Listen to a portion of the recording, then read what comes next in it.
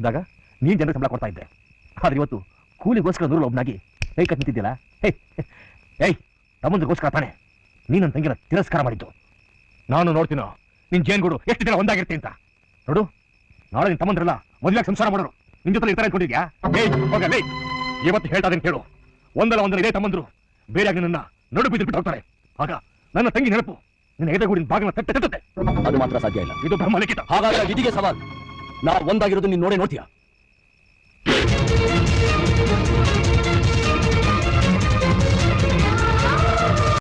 நீ 10 பேருக்கு சம்பளம் கொடுத்துட்டு இருந்த, இப்போ நிலைமை பாத்தியா?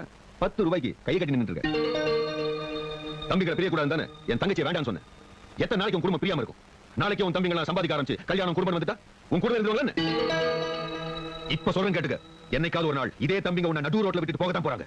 அன்னைக்கு என் தங்கச்சியோட அருமை உனக்கு தெரியத்தான் போகுது. அது மட்டும் நடக்கவே நடக்காது. அது நடக்கத்தான் போகுது. நீ பார்க்கத்தான் போற.